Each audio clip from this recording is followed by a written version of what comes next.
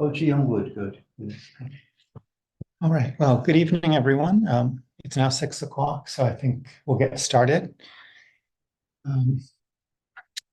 So I'd like to welcome everyone to this special edition of the International ARC Seminar, which is held in connection with our annual Kuzushiji training course. My name is Travis Seifman. I'm the research manager here at the Art Research Center. Dozo yoroshiku onegai shimasu. Today, before I introduce our speaker, tonight we have the pleasure of welcoming as our speaker Dr. Ellis Tinios, Honorary Lecturer, University of Leeds, and also ARC, longtime ARC visiting collaborative researcher. So before we get started on the talk, I'd like to invite the director of the center, Professor Akama, to give some opening comments. So Akama-sensei, onegai shimasu. Hi, good morning, everyone. Good evening, everyone. Probably, someone attend from the US or Europe, and I'm Akama, the director of the Art Research Center. Today we have a special international seminar. We are currently holding a Kuzushiji reading course using an AI decoding support system in collaboration with the Japanese Consortium of the International Research Center for Japanese Studies, 国際日本研究センター and this is the course using the Art Research Center's online Kuzushiji reading education system, and it will continue until March next year. This course is unique in that it uses an AI decoding system and is taught by tutors who provide corrections. Today's lecture is designed to help participants in this course develop their practical skills.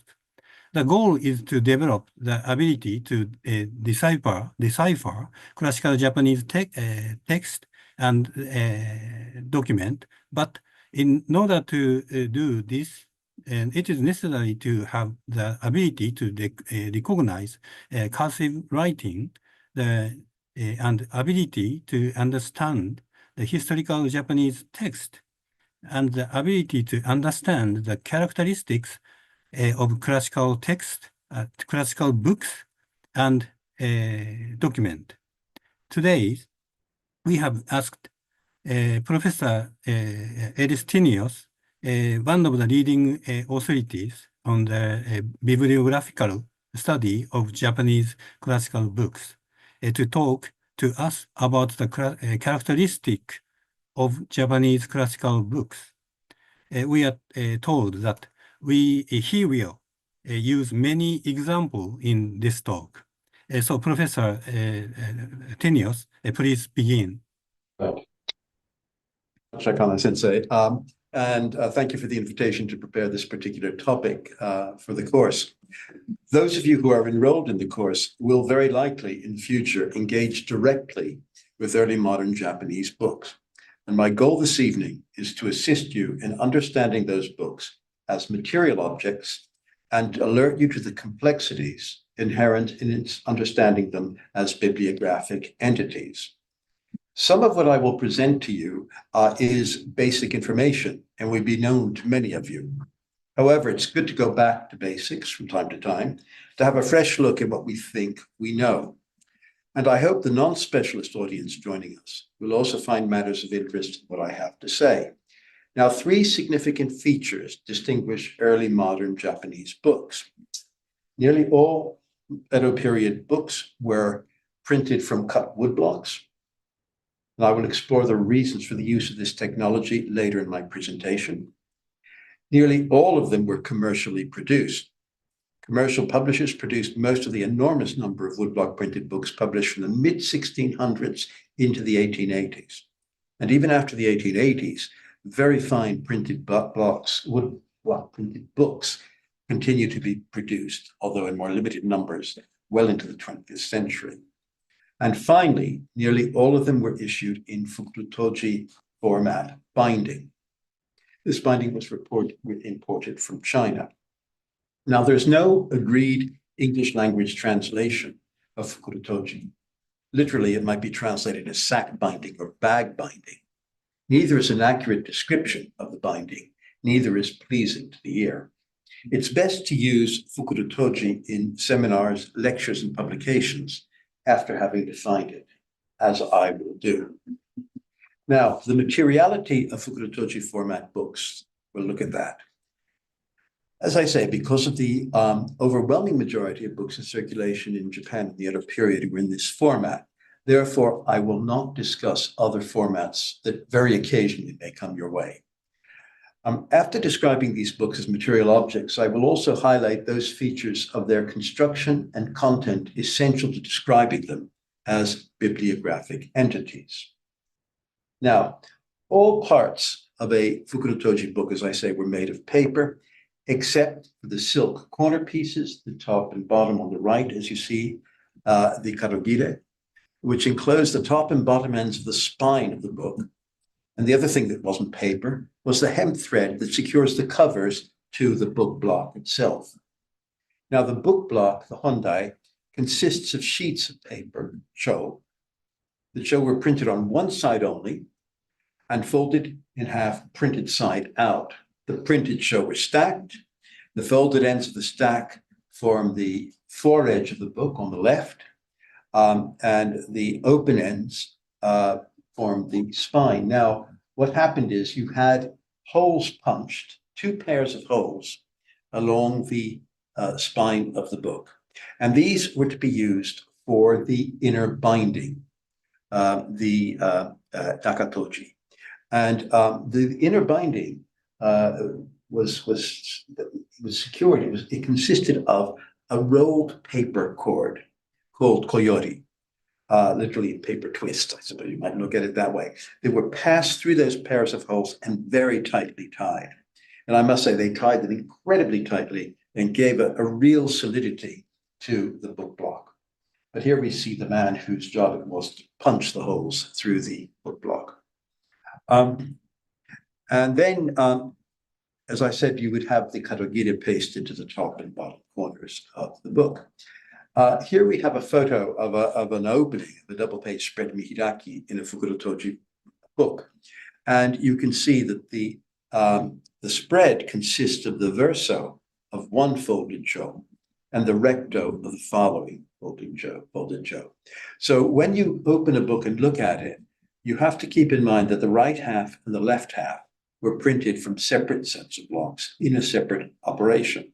This isn't particularly of note in a book of text, as you see here, but think about it when you're looking at a color printed book and look at the consistency of the colors across the two, and then remind yourself that they were printed separately from one another. It was a remarkably high level of quality control in the printing of these books. Now, the bound cho of the book block were then placed between covers, thick composite paper covers.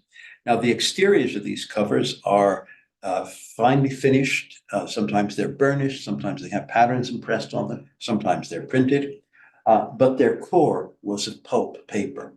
And sometimes if you disassemble a book and you look at the inside of the cover, you see it's got hairs and scraps and all sorts of things in it. But this is what gives body to the book. But in a book that hasn't been broken up, you have no idea what lies beneath the outer sheet, the covered sheet of paper. Then a further set of holes were punched along the spine of the book, and then hemp thread was used to sew the covers and secure them to the book block. But before that, you have to understand that the inside of the front cover was actually glued to the outermost folded sheet of paper, the outermost cho, and the inside of the back cover was glued to the back of the last one. So you had a unity of the book block and the covers now with this gluing of these sheets that were part of the book block to those covers. And then you have the threads, as I say, sewn through. You'll sometimes find that those threads have been abraded, have been cut, and I have often resewn Fukuda-toji books to secure them. Then you print a printed title slip onto the cover of the book. And I will come back to the title slip, the daisen, because it's very important in terms of the bibliography of the book. And then finally, the book was encased in a fukuro, a protective paper sales wrapper. These held the book very tightly. And once you got the book out, it was very difficult to reinsert it. As a result, I would say that these fukuro are even rarer than dust jackets in Western books, because at least you could use the book and keep the dust jacket on it. But that was not the case with these. Most fukuro were very plainly produced, but some of them were incredibly elaborate, beautiful examples of printing in their own right. Now, one thing that I can't stress enough is do not wear gloves of any kind when handling these books. Wash your hands, keep pens off the table, keep liquids off the table, but handle them with your hands. The one time I nearly damaged the book was when I was forced to wear gloves. And I simply stopped handling them and said, until I speak to your conservators, I'm not going to carry on here because I'm putting your material in danger.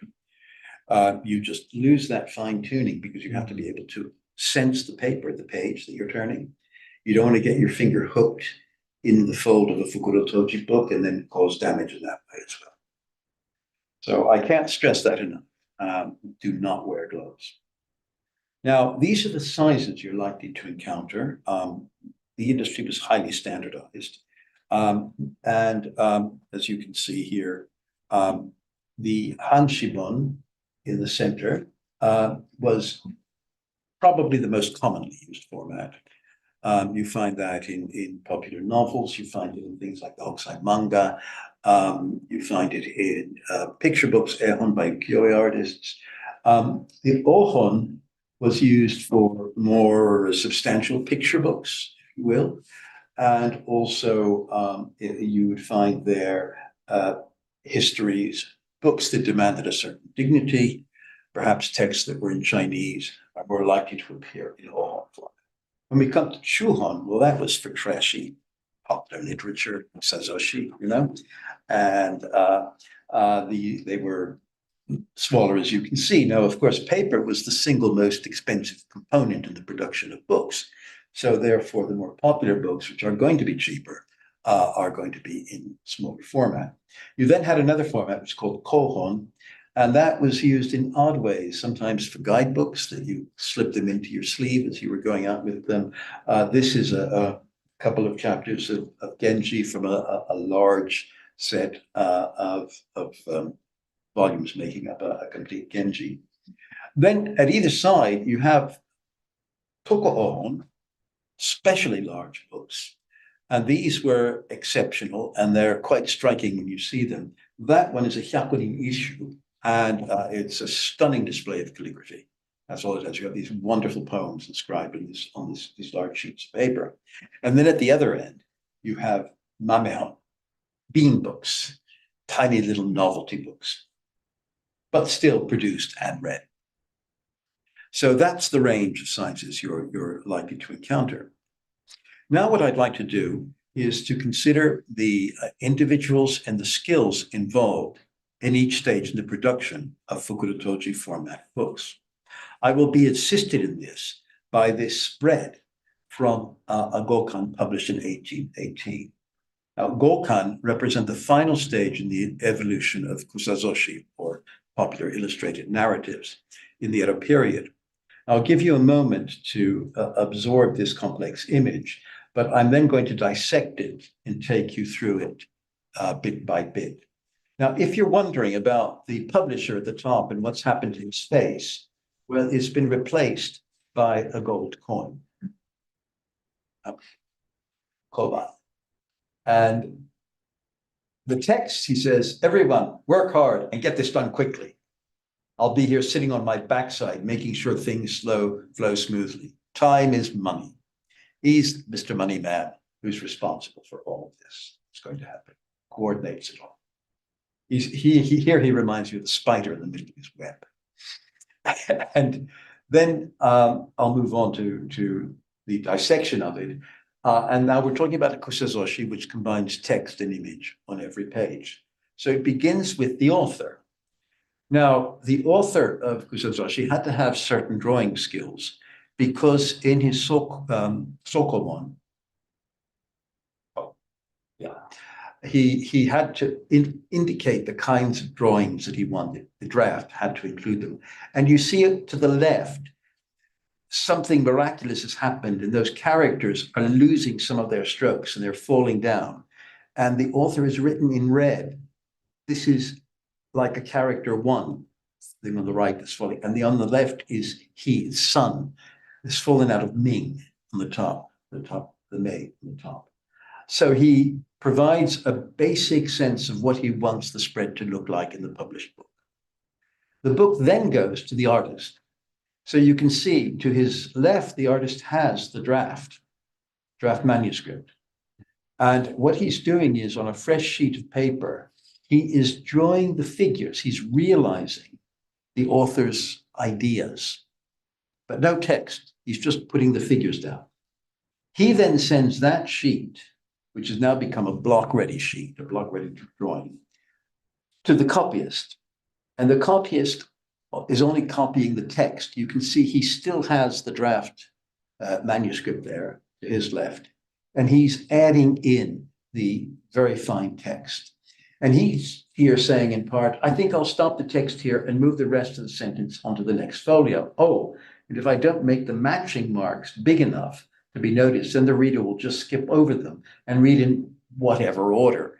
In other words, if you look at these books, they've got little symbols at the end of each segment of text.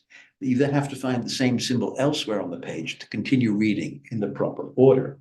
And that was an important development in these books so that the reading experience had a coherence to it. You could follow the text through. But it also indicates that he's doing a lot of the planning of the layout of how he's going to fit the text in around the images. And sometimes there were problems. And the text that he's writing here is actually describing something that's going to happen two pages later or one page before. But he did have an important job of fitting in that text and creating it, writing it in a clear and coherent style. And then his finished block-ready drawing, block-ready sheet, is sent to the block cutter. He pastes it face down on a block, and he then rubs the surface with a moistened finger to thin the paper, then puts camellia oil on to make it translucent, and he starts cutting away. And in doing so, he destroys the block-ready drawings that it provided to him. The blocks are then washed and cleaned, and here he's saying, this folio has such small detail and difficult bits, I despair. Oh, this syllabic sign should probably have a diacritic. There's rain falling on the rocky hill. The bamboo blind has finely drawn pine trees on it. Cutting these details will be the death of me.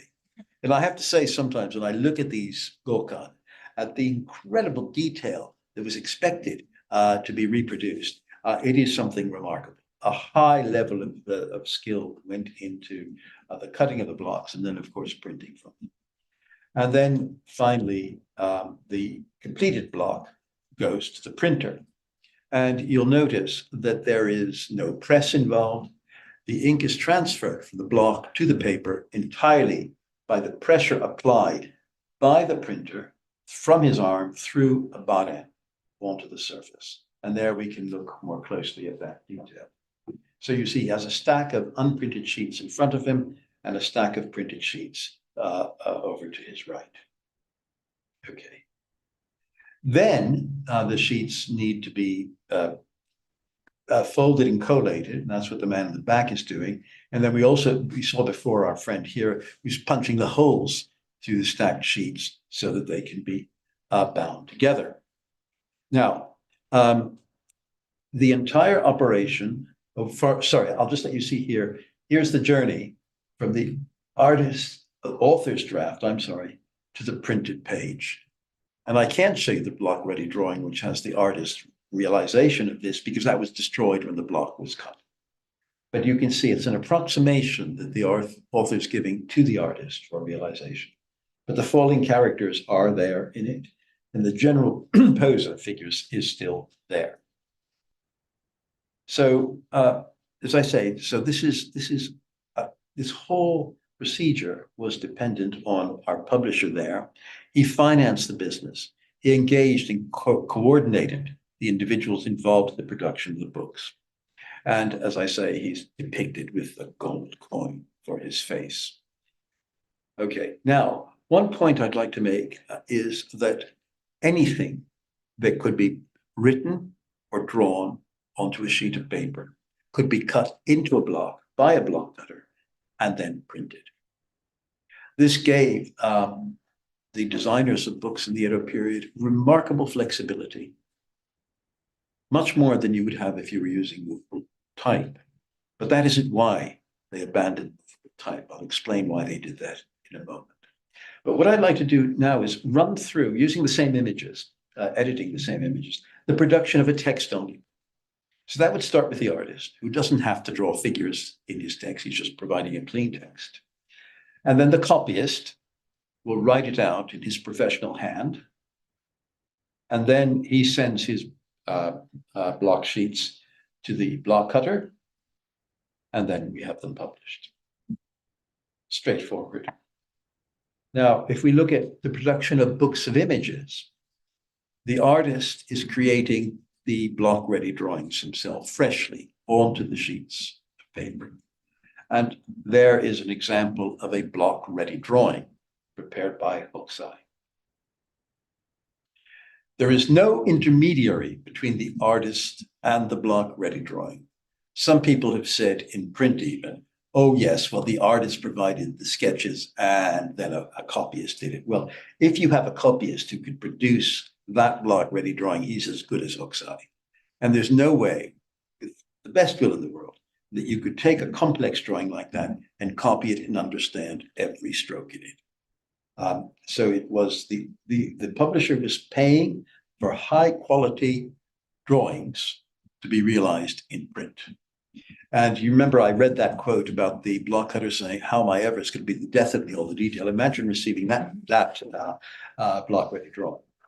Anyway, so they go to the block cutter, they're destroyed. And of course, we have this block ready drawing because the book was never published for which it was intended. And then we get it published. Okay. And there you can look a bit more closely at this extraordinary drawing. In fact, this is only the size of a postcard.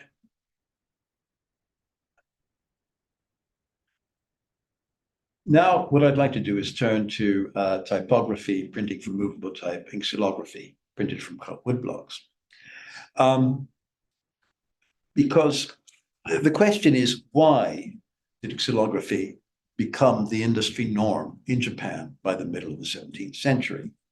And here's a wonderful graph that was compiled by Professor Peter Kornitsky. And the black bars are movable type books, and the gray are books printed from cut wood blocks. And you can see by the time you get to the 1630s, printing from a movable type has virtually disappeared.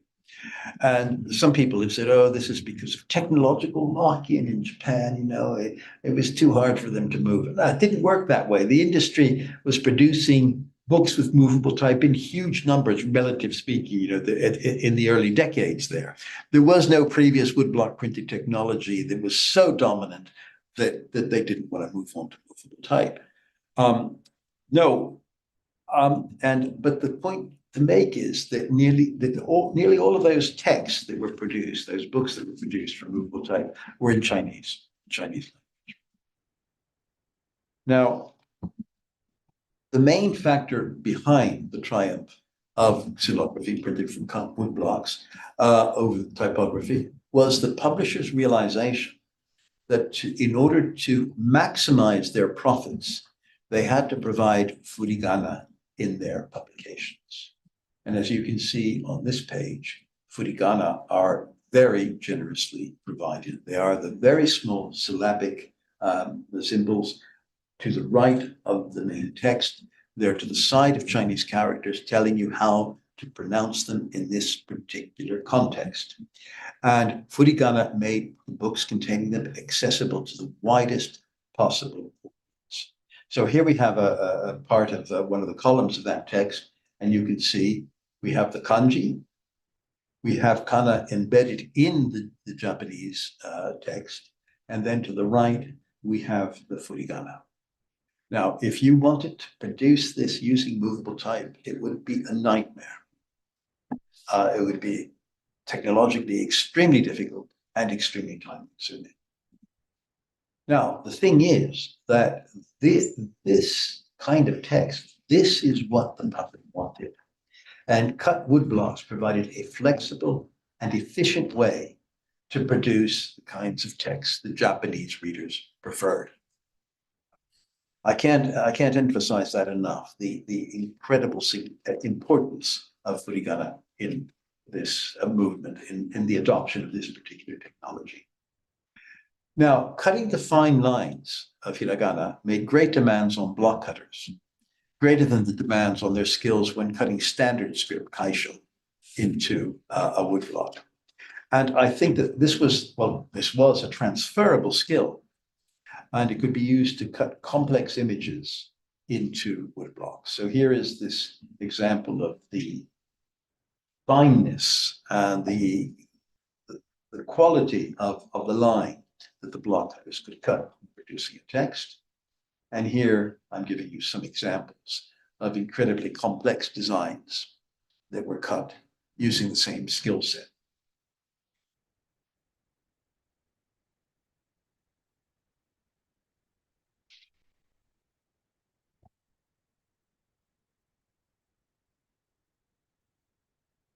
This is from an extraordinary book in 3 volumes, Meizan Zufo by Tani Buncho, in which he records the mountains of Japan. And he would have had exposure to Western engravings in this, but he realized that influenced him in a very unique way, and he produced these remarkable topographical images, which are so true that you can actually track a route if you wanted to hike through that scene. They are true, the places he was depicting. And this is from a gokan, and you can see how that text is printed all around the figures. This is the last page of a volume of a gokan, and you see here, you actually have the copyist named. It's quite common to have the copyist named. And then you also have the block cutter named, Egawa Tomikichi, and he was Hokusai's block cutter of choice. Hokusai threw challenge after challenge at this guy, starting with his fan and pipe book. I should have showed you some pages from that, but I can't just illustrate everything, and also for the 100 Views of Fuji, and we'll see some 100 Views of Fuji shortly. Now, if we go to color, you sometimes get a wrong impression. If you've been looking at a lot of ukiyo-e prints, the color was ubiquitous, and you'd be finding it in books as well. Well, color increased the price of books enormously because each one had to be printed separately. You also had to use thicker paper, which increased the cost there. And of course, these pigments cost money. So most of the color printed books that survive were either for poetry anthologies, as you see at the top left, which was designed by Kunisada, or for erotica, as you see at the bottom right. Porn sold. Porn, you demanded a high price, and the publishers created these amazing books with not just color, but with blind printing, with inlaid mother of pearl. Some books even have flecks of gold leaf added to a screen, for example, in a room. No expense was spared because there was obviously a market for this kind of super luxurious book. And it also appears that the lending libraries may have subsidized the production of books at this level of opulence. So these are 2 examples of woodblock printed color. In kamikata, and here though, this is one of the anomalies, the lowly Usazoshi, the popular books. they had color printed covers in the 19th century. And the printing on these was of an extraordinary quality, as fine as the finest ukiyo-e prints.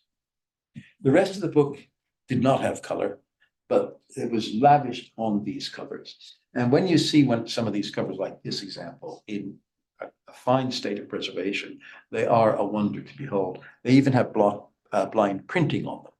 Unfortunately, because these books were read and reread and read again and tossed about and stored in baskets, usually the covers are wrecked. But it's odd that it was erotica, it was privately commissioned poetry anthologies, and these popular novelettes that used extensive color printing. Now in Kamigata, you had experiments, or they used stencil printing. And the one at the top left is from an erotic book, and it's one of the most complex examples of stencil printing that I know. The bottom right is more typical, a bit more rough and ready use of it, but still highly effective. But this experiment, it never spread to Edo, for example, and petered out in the 19th century. Then, however, you do have this, which is the use of key block and very pale shades, maybe 2 or 3 colors, gray, blue, pink, as you see on the top right. That's from Bunko Gafu. The bottom left is from Hokusai Manga, part 11, where they use gray and pink and the black key block. And this livens the books without raising the cost too much. You only needed 2 more sets of blocks, for example, to publish them. You also had a period in the 1830s where you published these monochrome books, where you used gradations of gray in them to remarkable effect.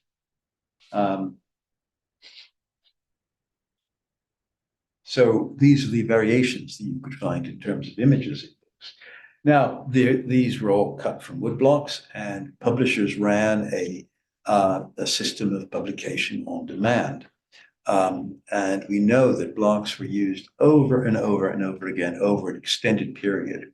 And this is a view inside Unsodo's warehouses in the center of Kyoto. It's a 2-story kura, enormous, stacked, both stories, floor to ceiling, with the blocks and books, many of which had been cut in the Edo period, from even the late 18th century through the 19th century. And these are now, fortunately, being digitized and studied, and we're going to learn a lot from this material. Now, the dates found in these books, the colophon, were not modified for later use, for later printings. That was simply the date when the blocks were cut. And this creates problems for the bibliographer. It creates problems for all of us because we're not sure when a particular copy of a book may have been printed. It could have been in 1800, it could have been in 1865. You have to learn in other ways to estimate when it would have been produced. Now, at the same time, there was a parallel industry of producing manuscripts. And this was because there was censorship, and anything about current events could not be put into print. However, it could be copied out and circulated in manuscripts. On the right, you have an account of an uprising in the middle of the 17th century. And on the left, you have an account of the Opium War. And that book on the left, Kaigai Shinwa, had first been published. It was published in 1849, but banned immediately by the authorities. And that manuscript copy was produced a year later. And it actually lists, on each page has pre-printed columns, the text to be written in. And at the bottom of each column, it gives you the name of the scriptorium. So you didn't get into trouble if you circulated manuscripts, but you wouldn't dare print something like that. And then, sorry. Now, this publishing industry was highly organized. It was supported by craftsmen who produced woodblocks and paper in standard sizes, and also inks and pigments. The volume of these materials manufactured in the Edo period was enormous. Nationwide trade networks made possible delivery of these raw materials, the woodblocks, paper, inks, to publishers. And the networks also assure the distribution of the finished books across the entire country. The commercial sophistication of early modern Japan made it possible for the publishing industry to thrive, not just in the three great cities of Edo, Kyoto, and Osaka, but also in smaller urban centers such as Nagoya and Wakayama. Now, most of the time, the government relied on self-censorship to control the industry. Publishers' guilds were responsible for assuring the content of books complied with government regulations. Now, things that they couldn't touch upon, absolutely forbidden, were Christianity, as I've already said, foreign affairs, current affairs, domestic politics, or the lives of people. And occasionally, the government felt that the publisher had encroached in some way on this, and they could be punished very severely for any such infractions. Now, sexually explicit books were forbidden in 1722, possibly because some of the content before that had played with the idea of breaking down class barriers, that princesses found sex with gardeners quite exciting. And it seems that maybe there was concern about this. It's not really clear, but they were explicitly forbidden in 1722. But after a brief hiatus, production resumed and was for the most part ignored by the authorities. That's so long as the content did not refer, however obliquely, to persons, notable persons living or dead. And as I say, did not emphasize the mingling of social classes. And it's quite amusing. These extraordinary books. They weren't producing on a mimeo machine in a basement somewhere. These were major productions, but they just turned a blind eye. Now, let's finish with considering Japanese books as bibliographic entities. It's a vast subject. I have taught week-long courses on it for the Rare Book School in the United States, and I co-authored a book with Professor Suzuki Jun on the subject. Dealing with Japanese books as bibliographic entities is complicated by their fluid nature. I already mentioned how the blocks were used over time. Well, that meant that things happen. To quote Peter Koinitsky, copies of books printed from the same set of printing blocks encompass an almost infinite variety. Publishers trended to use their printing blocks to print them from intervals in response to the perceived demand of the market. The text and images might be identical, but the quality and size of the paper, the decoration of the cover, the title slip, the bookseller's advertisements, and other end matter are all subject to variation. And as a result, it is rare indeed for two surviving copies of block printed books to match each other in all respects. That comes from Professor Koinitsky's The Book in Japan. So now I will just focus in my closing section on two issues we face when dealing with early modern Japanese books as bibliographic entities. They are determining the title of the book and understanding the dates that appear in the colophons. And then I'll alert you to variations that may be encountered in copies of a book printed from the same set of woodblocks over time. But first of all, determining the title of a book.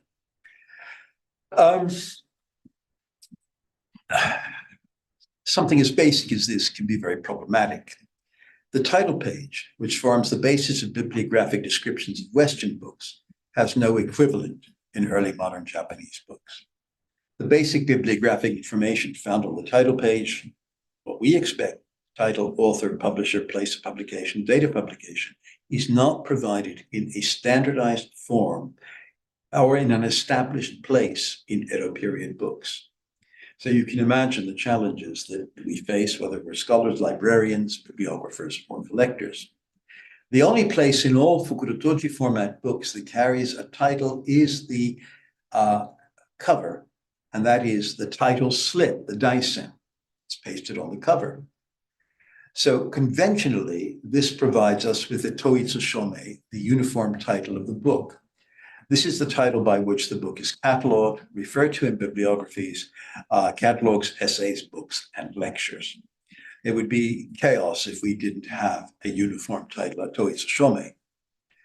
Now, here are some examples of title slips. This is for Nante Gafu. Very nice, and you notice that because it's in 3 volumes, we vary the calligraphy on each one. We're told whether it's the first, second, or third volume. And there's a nice consistency here. So this is Nante Gafu. Now, Nante produced a second part for his Gafu 20 years later. So here we have in a highly decorative script, Nante Gafu, and then below it, Kohen telling us it's the second part. But if we're wondering whether it's multi-volume, down below we have Kan, it's complete in 1 volume. And then here's a problem that sometimes arises. 2 volumes here. The one says Jo, the other says Ge. Do we have 1 and 2, or do we have 1 and 3? And this is where you have to go into your bibliographical resources. So in the Kusha database, we find the entry for this, and there it confirms for us that it is in 3 volumes. So this particular copy of the book is incomplete. Now, here we have Hokusai Manga 12, and here the layout is a bit peculiar. The Tsunogaki at the top, the surtitle isn't, you often get that in books, as we'll see, a surtitle there. But this Denshin Kaisho, it's sort of transmitted from the spirits through an open hand. And that was used in a lot of books by Hokusai in the 1820s and early 1810s and early 30s. And some of his pupils used that as well. Now, what's interesting here is we have Hokusai Manga 12th volume complete. But the Hokusai Manga 12th volume are all in the same size characters and in the same style. Now, this is because the Hokusai Manga, each volume was issued as a distinct bibliographic entity. So if you're cataloging these, you should describe each volume separately. It's not until the 1870s that a uniform edition was finally produced, where you might say Hokusai Manga 1 through 15. But it would be wrong to do that before the major unified edition. They've all got different dates. They all have different colophons, different adverts in them. They were all issued at different times. And then, now there's a problem though, if we're using this for our Toitsu Shome, the title slip. First of all, they can be damaged. So you tantalizingly got just part of the title there. But if you can recognize a few characters, you can usually do some searches and then figure out what the name is. But the greater problem is when you lose your title slip entirely, it's gone. So then you have to consider the internal titles. But here's to show you examples of what we might call the title slip problem. It's very common. So you go to possible internal titles. I'm not going to go through this list for you, but just to give you an idea that there are lots of places in a book where a title may appear. However, there's no guarantee that the title will be identical in each of these places. There are some delightful examples like this book where we have title chaos. On the title slip, it's described as Azuma no Teburi. We then open the book, and on the inside front cover, it's called Taihei Yuzu. Then on the colophon page, it's described as Shinen Gafu. Take your pick. And there are difficulties, you see. At the top, that card tells us that it's Taihei Yuzu, but also includes Shinen Gafu. But that suggests that that copy, the title slip was missing completely. But then if we go down to the second entry for another copy of the book, we just have Azuma no Teburi there. So if you were compiling books by Chinen from bibliographies, you might think that these were 2 distinct books. And it's very important for us now as we're creating these online databases to find a way to iron out these kinds of anomalies that arise. Now, this book is also interesting in other ways, because if you go back to the inside front cover, you see here it says Sonando Zo. So that tells us that Sonando possesses the blocks for this book. Well, Sonando happens to be one of the art names of Chinden, the artist. So this is a book that was not published commercially. It was commissioned by this artist to be produced. So when we go to the colophon page, the names of the printers there and publishers, they are not the block holders or publishers in this case, but they were hired by Chinden to print this particular book. And there they're telling us that a second and third volume are forthcoming. The blocks were never cut. They were never printed. And it's a pity, because this book ends in early summer. It's got views of the daily lives of the people of Edo, but only spring into early summer. Here's another example of problems with titles. In this book, we have traces of blue where the title slip was. But when we go into the book, we have this title page that's telling us it's Onai Imagawa. Fine, we have the title for the book. And then we find another copy, and Onai Imagawa. That's great. We open this book, Hokusai Onai Imagawa, same book. But what happened was, I think the publisher realized, what have we done? I mean, Hokusai's, that name sells books. Let's put Hokusai there, Hokusai Onai Imagawa. There are a lot of questions about this book. And for example, one of them is how much of it was by his daughter? And why is it that initially they did not put his name here? But you see, compared, it's the same block, and they simply cut out and replaced the ehon with Hokusai. There's another example. This book has its Tsunogaki, you see up there, Teme Saihan. Blocks were recut in the Tenmei period. This was in 1784 this happened. And what we find, though, is that the title on cover does not match the title inside the block again.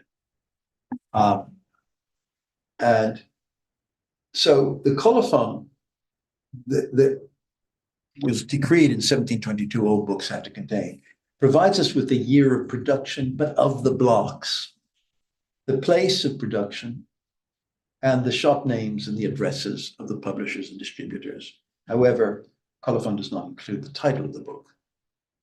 It would have been so much easier if that had become standard procedure. However, we do find interesting examples in this book that I just showed you, the Keijo Shodan. Both of these colophons come from copies of the book that were published from the 1784 blocks. And on the right, you see, it tells us that the original blocks were produced in 1718. They were recut in 1784.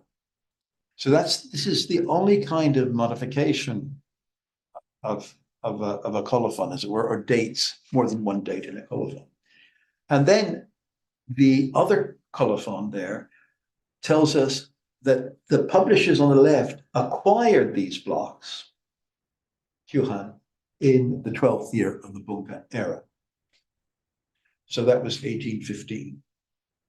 So that was a good, 30 years after the blocks were first cut. That initial consortium of publishers perhaps dissolved, maybe they weren't trading anymore, and they were able to acquire the blocks and continue to print the book. So you have to look very carefully at what evidence there is in a book when you're describing it. And if you saw a colophon like the one on the left saying, well, the books were acquired in such and such a year, you'd want to find out, well, from whom and when were they originally produced? Because that date isn't even telling us when the blocks were cut anymore. Here's an example where the entire colophon, the essential publisher's information, the colophon was replaced and the date was omitted. And this was done by Eirakuya Toshiro of Nagoya, and he was notorious for this kind of behavior, obfuscating the bibliographic details of his books.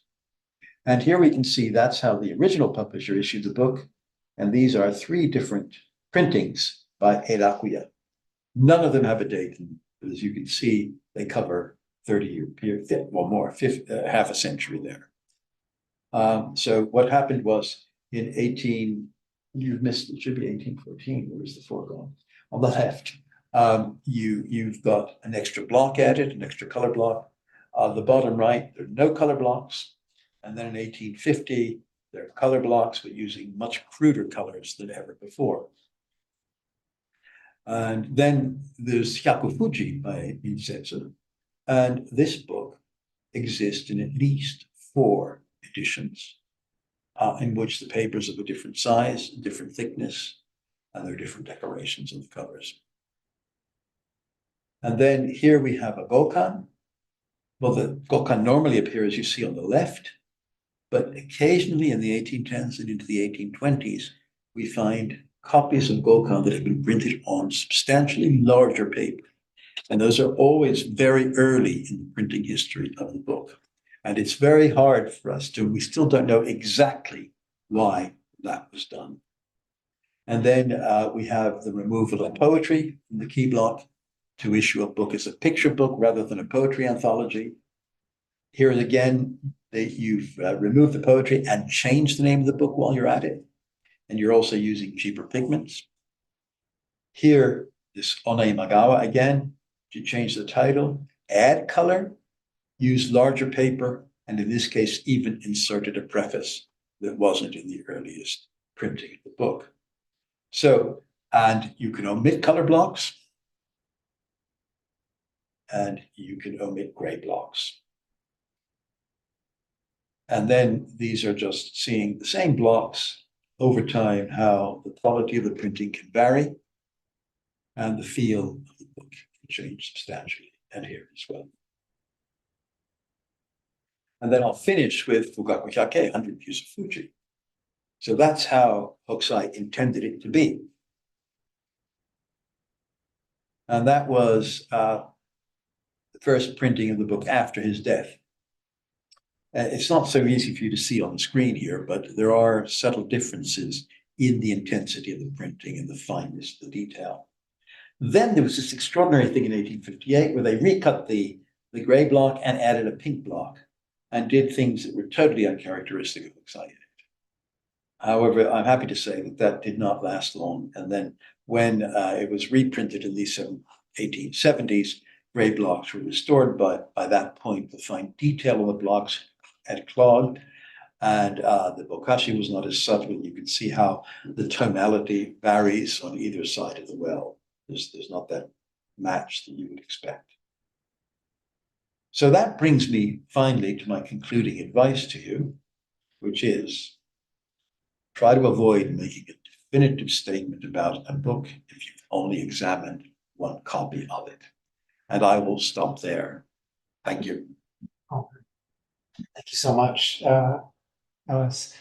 I always enjoy your talks. All right, I think I'll leave it open to, I'll just straight up open it to questions. Yes. So we have almost 40 minutes left, we have quite a bit of time. Oh, are we going that long? Okay. Yeah. We have about 37 minutes, Excellent. Okay. 35 minutes. Okay. If anyone has any questions, you can, obviously there's a few people in the room here. We also, anyone online on Zoom, you're welcome to use the raise hand function or to type in the chat box.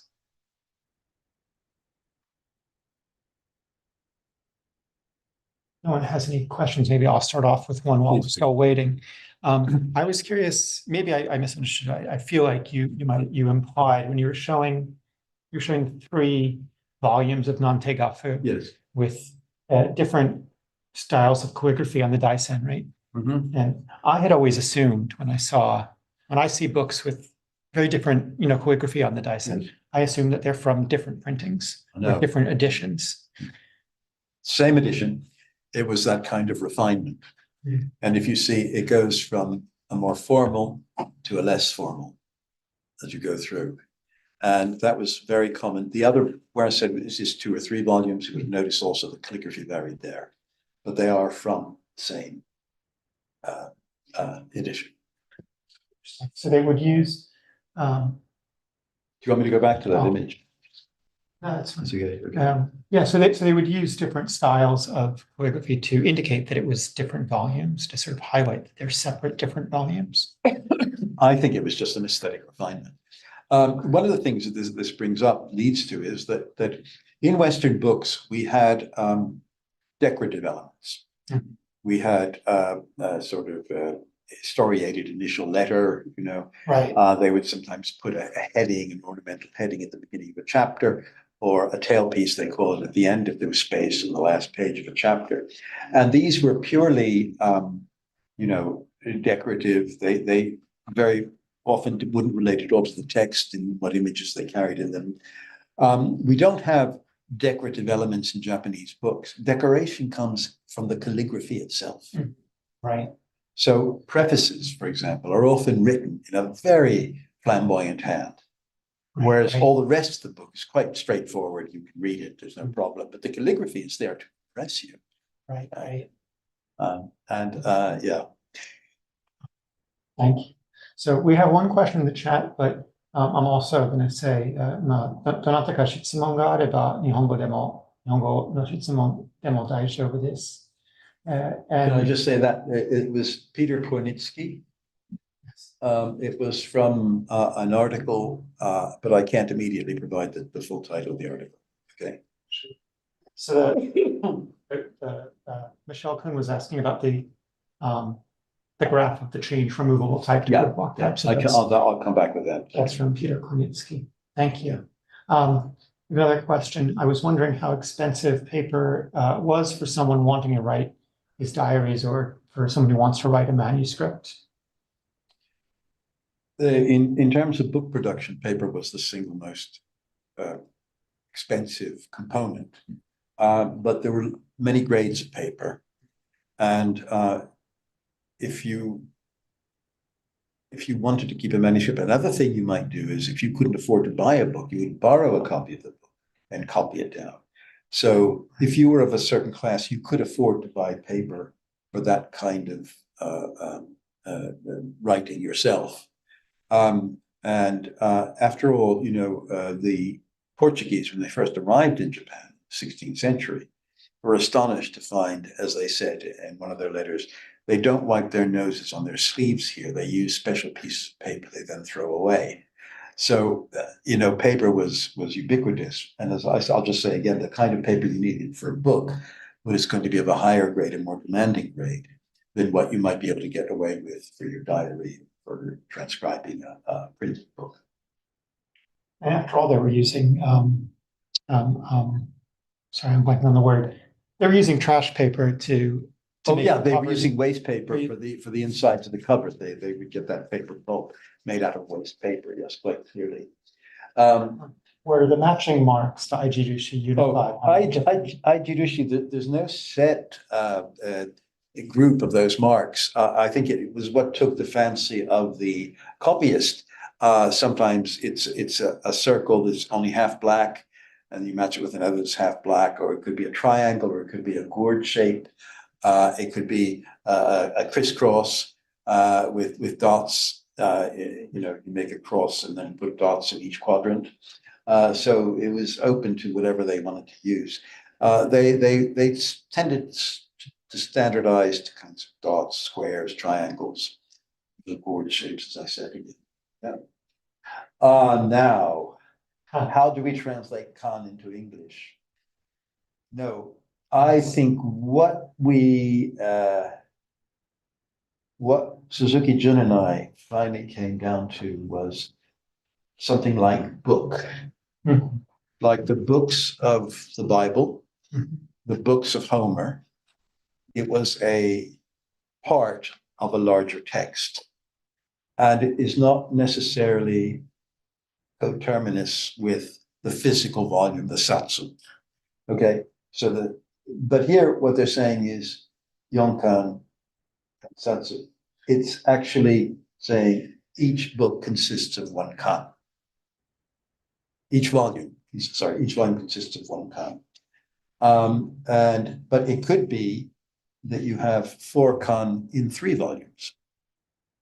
There's no direct correlation between a kan and a volume. Right. Very often there is, but not always.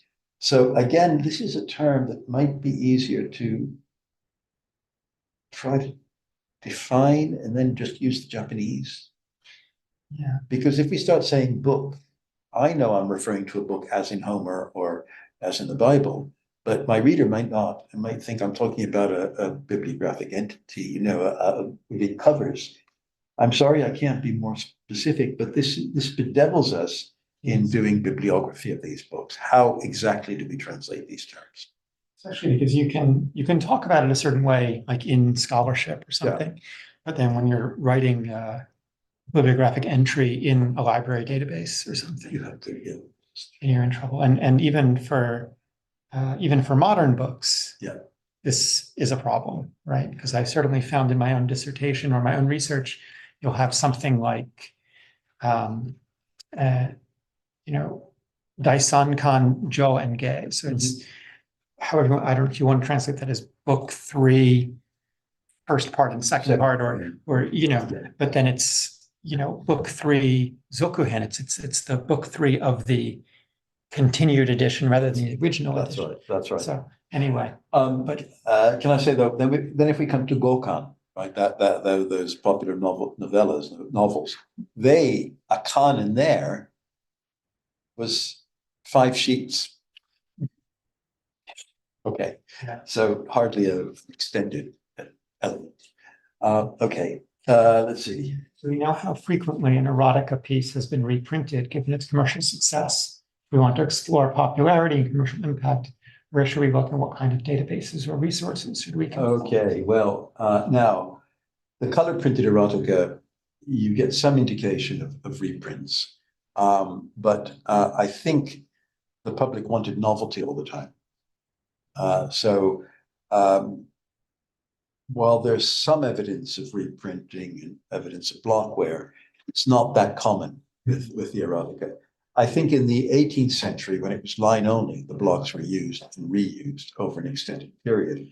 And there are some wonderful examples of a book that was published, let's say, in 1715, that was reissued in 1760.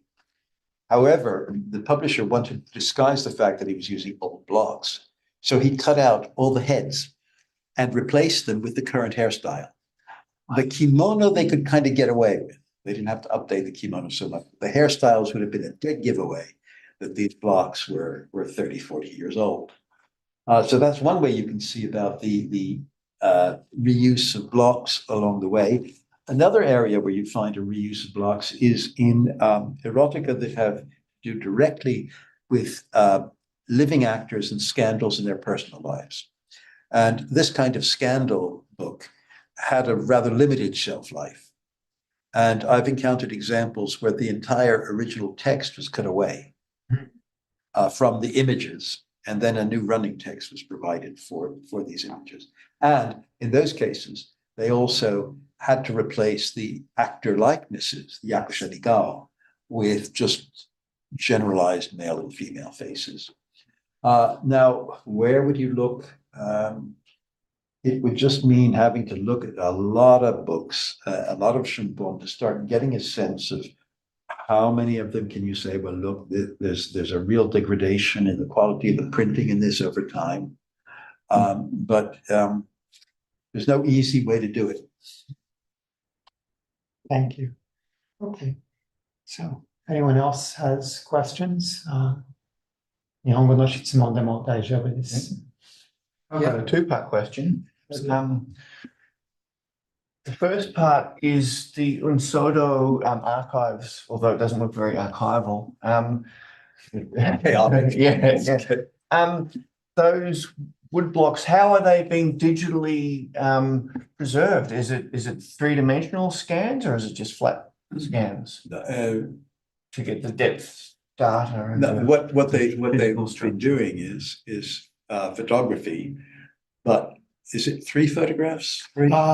Okay. You take multiple photographs in raking light. Raking you light. put the light in different directions. Yeah, to highlight. So you can flip back and forth. like a stereo. And there is a blocks database you can Yes, access. we have a Woodblocks database on the ARC website, and that's the same technique we use for any kind of embossing Yeah. on the pages or on the covers. Yeah, so that you get a bit of depth information. You can see the shadow a little bit. So Yeah. Which takes me to my second question, what you were talking about there. How would they, like, in a material sense, would they literally have to cut like the wood blocks up and then like piece other bits together like a jigsaw? What they would do, never a jigsaw, they would keep the integrity of the block, but they would cut out that head, let's say, and then put a plug in Yeah, right. and recut the surface of the Yeah. plug. It's Yeah, that's interesting process. highly complex. Yeah. And you can often see the edges of the inset because they didn't get a perfect join. And sometimes if it's not exactly at the right level, it'll print slightly differently than what's around it. Interesting. And they would do that sometimes for the colophons or for The colophons, definitely. Right. Yeah, if you plugs in the date or something like that. Right? yeah, if somebody one of the publishers went bankrupt, they would cut his name out of the colophon. Or if it changed hands, you'd have to change the names. And there's also a wonderful thing, how to make sure somebody is never late in submitting their text again. There was a poetry anthology I saw, and they had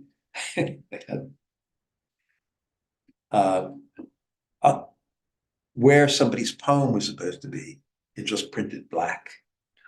Ooh. Because it hadn't been submitted to be cut into the block. But the name was there. Oh, yeah. Yes. Interesting. Okay. Yeah. So we have a question about Zoshoin. So I'm wondering how owners' seals are less common in Japanese books than Chinese ones. They are much less common, much less common. And I don't know what the aesthetics behind it might be. And I don't think, I keep thinking about the Qianlong Emperor's mad spree of putting his seals on every surviving painting from the Tang Dynasty through the Yuan Dynasty. The personal ownership seals are very, very rare from the Edo period. You can find more in the Meiji. That's all I can say. Thank you. All right. And Suganaga-san here has shared with us the link to Unsodo's website. Okay. So I don't know if we want to bring that up on the screen. I could do that, but anyway, if anyone has any other questions, please, we have plenty of time left.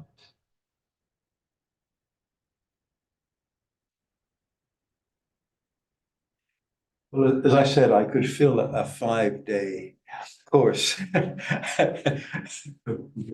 with 4 seminars a day on bibliography.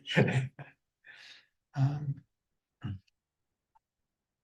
see, I think I had another question, but I would have to find it in my notes and remind myself what the question was.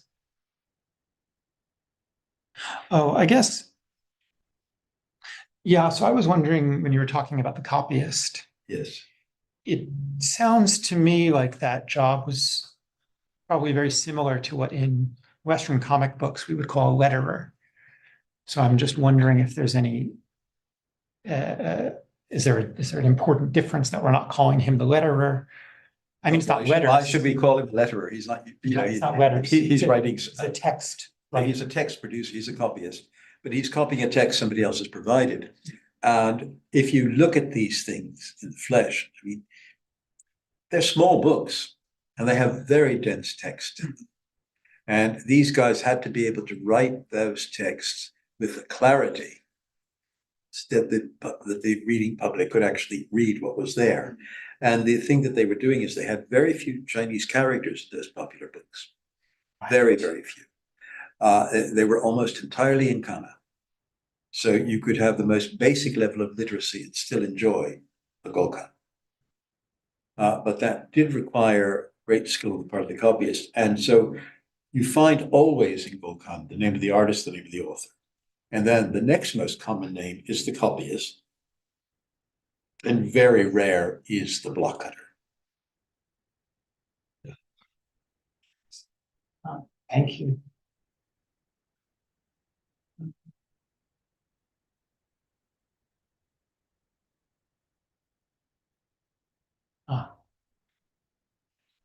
Oh, Apologies. okay. Okay. Would you be able to explain what stencil printing and blind printing are? Okay, stencil printing is where you have a sheet of paper that is not water permeable.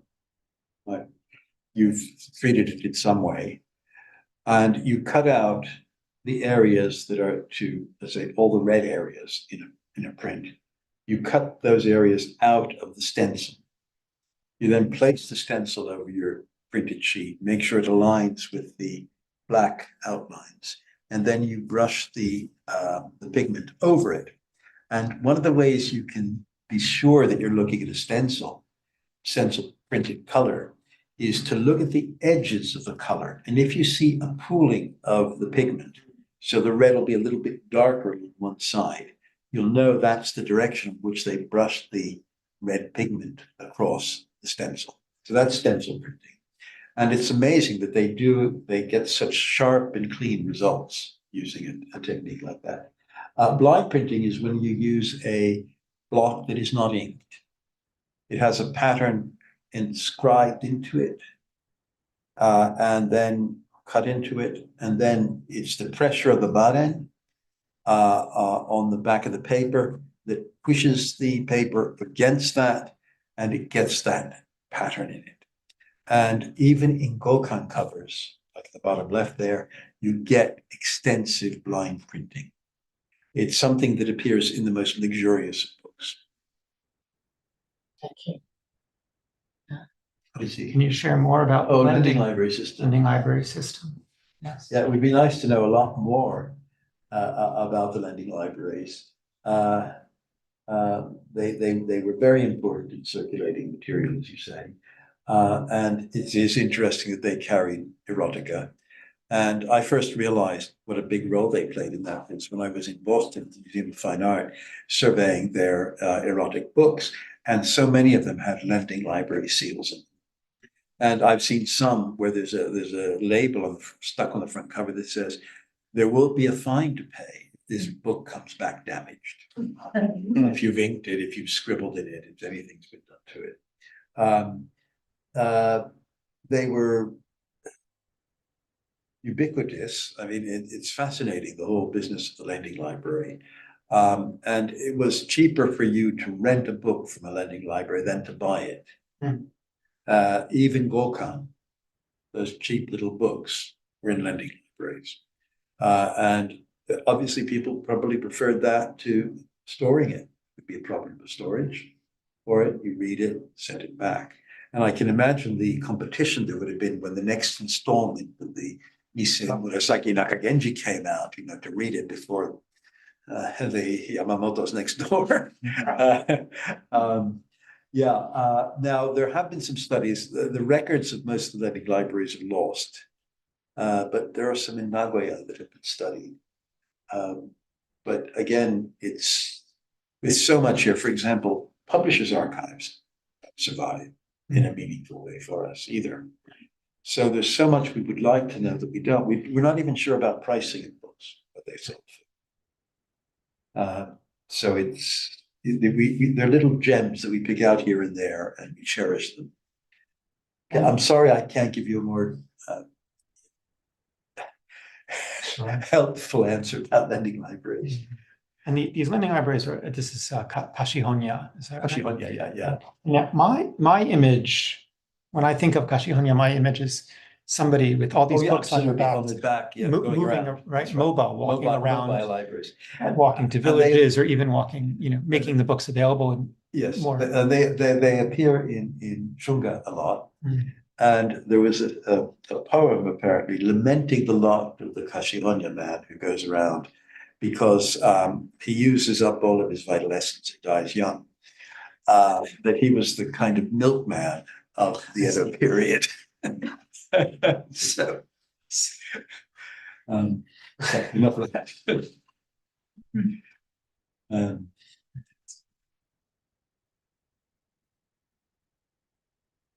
日本語の質問でも構いませんので、ぜひ。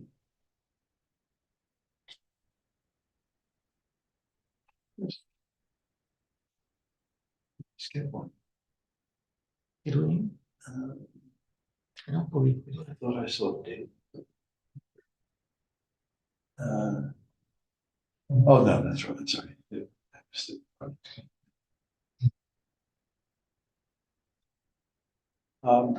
Those block ready drawings and also the other one, the sketch that you showed. Yeah. Sort of the sketch to give to the artist. To the artist, yes. Those are incredible. I don't think I've seen that kind of thing before. There are a number of them that survive. Yeah, they are to be treasured. Yeah. And especially when the book went into production, we can see what the finished version looked like. I mean, quite frankly, it's just my own personal subjective taste or whatever, but the sketch that the author provided, I actually really like that. Yeah, yeah. You included a bit more of the structure, more of the room that they're in. Yes, that's right. It's a different, what's the word? It's a different composition. It's a different layout. This is specific to Gokon, and what is something is that the artist is doing that and having to try to estimate how much space the copyist will need, right? Yeah. So maybe leaving out some of the details, structural details, was because he was realizing there's going to be a lot of text on this page. Sure. And he had to cut back on how much of it was taken up by the illustration. Because they don't necessarily follow what the author did. There has to be a shifting to fit it all in. Who would have priority in terms of the artist or the copyist, and then who gets? Well, the artist does it before the copyist, so the copyist has to cope with what the artist gives him. Yeah.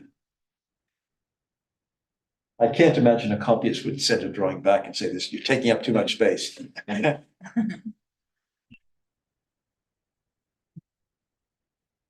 Do we have any further questions?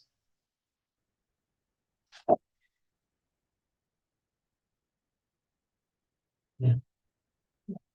Well, if there's no further questions, then maybe we can.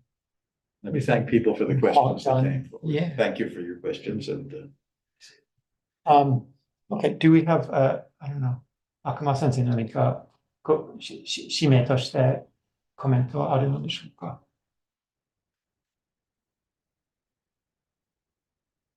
If not, maybe. はい。日本人の方々があんまり質問しないようですけども、そうですね。大学院生も、いるので、少し、一般的な質問で、しましょうか。まあ、こういうふうに、ティニウス先生は、まあ、たくさんの、本を、集められて、そして研究されてますけども、もともとは中国の、中国の歴史の専門でしたね。で、日本の、こういう、古典籍、特に、まあ、画譜とか、絵手本とかっていうような、分野を研究されてますけども、最も何が、魅力的で、この、分野に、を研究するようになられたのかっていうのを、すごく一般的ですけど、お話ししていただき、いつも、すごく専門的なお話ばかりで、何をきっかけにこういうようなことを研究されるようになったのかっていうのをお話を聞きたいなと思いました。はい。So maybe I'll translate just in case there are people in the audience who. So Professor Tinios, you started off as a Chinese history specialist or as a China studies specialist. So what was it about, which kinds of books, or what was it about Edo period books that got you interested in taking down this path? Yeah. Well, I began as a historian of ancient China, and I never handled primary Chinese materials. It's just not. The best I could have done would have been the bamboo slips from the frontier. But I had been for a year in Taipei, and then I came to Kyoto. And I was at Kyoto University to do research on ancient China. And I came to feel after a while that maybe I was studying the wrong country, but I'd invested 10 years in China and I wasn't going to throw that over. And then I taught Chinese history, and then I started teaching Japanese history. So what happened was, initially I was fascinated that Kyoei prints were still available, and they take you just so far. And then I discovered this world of books, and I was quite fortunate in London to get to know Jack Hillier and colleagues at the British Museum. And there was a wonderful collection of books at the British Museum for me to have had access to, and at the Victoria and Albert Museum. In those days, it was much more difficult. Now everything has been digitized, thanks to Professor Akama in the Art Research Center. And so I became more and more fascinated by what I was seeing there. And initially it was a more aesthetic approach to the books, but then I became more interested in how are these things produced? How are they marketed? What were they aiming for when they produced them?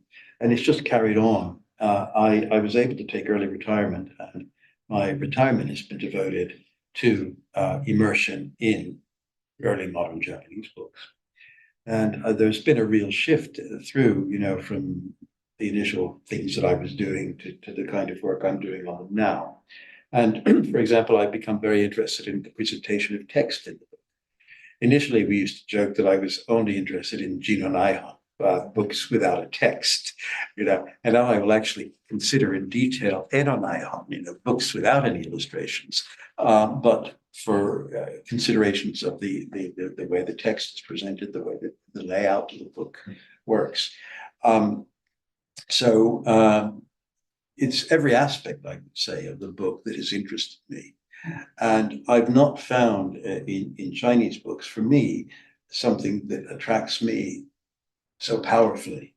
There are very beautiful books produced in China, but they inhabit a very different world from the Japanese books. Okay. Thank you. Yeah.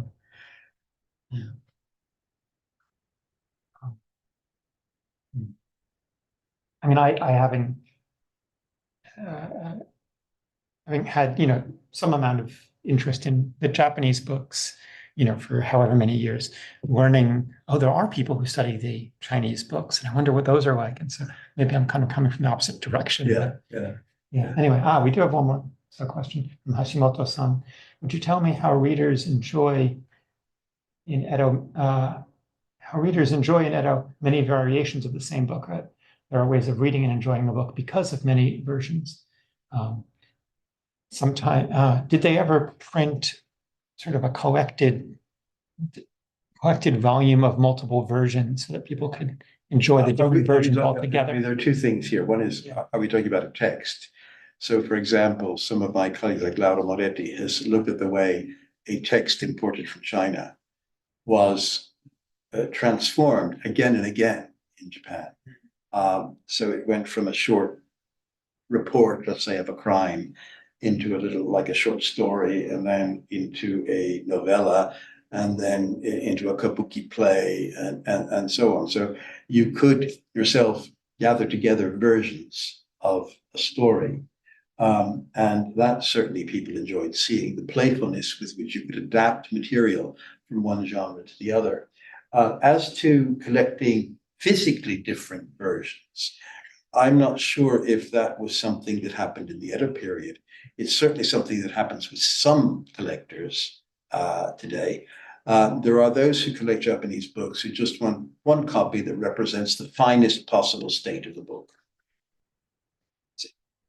And I visited collections like that, and it's like looking at just the peaks of mountains with no context. Sure. And after a while, you're thinking, oh yeah, another perfect book. And I'm much more interested in seeing different copies of that book, following the life of the blocks and how they were used, how they were abused as well.